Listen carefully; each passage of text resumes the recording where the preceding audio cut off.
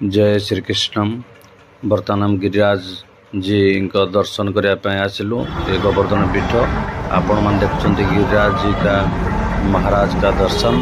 प्राचीन मंदिर है आउ प्राचीन मंदिर दर्शन आपन कर बर्तमान तापर आम आसिलु भ्रमण फल एकटे अच्छा राधाकृष्ण ठाकुर एवं तार चतुर्पार्श्व एटी फोटो बहुत बारण कर जहाँ बारण सत्वे भी आपण मान देखार इच्छा शक्ति प्रबल थी हेतु राधाकृष्ण ठाकुर अच्छा दर्शन करने बारण थी सत्वे आपण मान।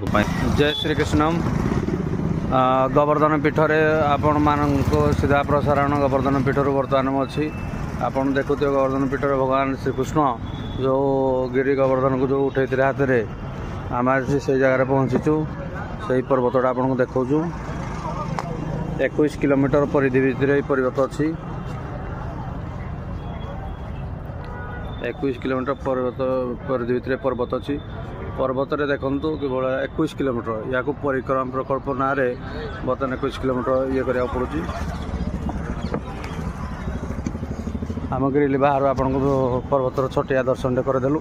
यही रास्ता दे जावाक पड़ो आपन को जो सामना रास्ता देजी ये रास्ता दे गले आपन को सीधा परिक्रमा प्रकल्प माने पर्वत ये जो पर्वतटा अच्छी आपन जो देखुं जो पर्वत कथा कहते जो पर्वत अच्छी ये जो पर्वत को टोटाल चारिकटे दे परिक्रमण पर्वतर चारिकटे ये पक्का रास्ता बना परिक्रमण प्रकल्प कर जहाँकि पर्वत को चारि जगह पर्वत को चतुर्पार्श्व परिक्रमण करने को पड़ो या परिक्रमण प्रकल्प कहुए।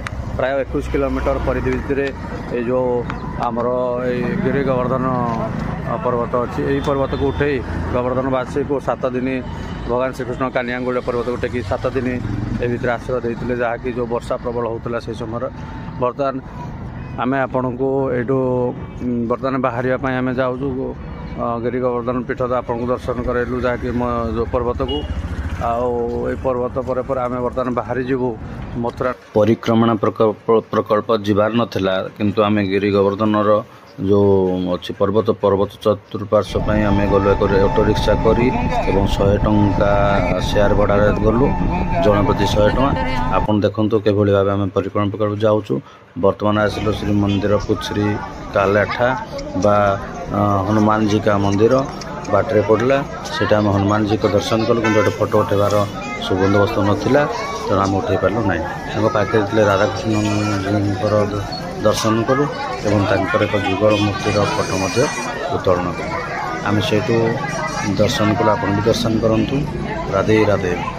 तापर आम से बाहरी आसिलु से बाहरी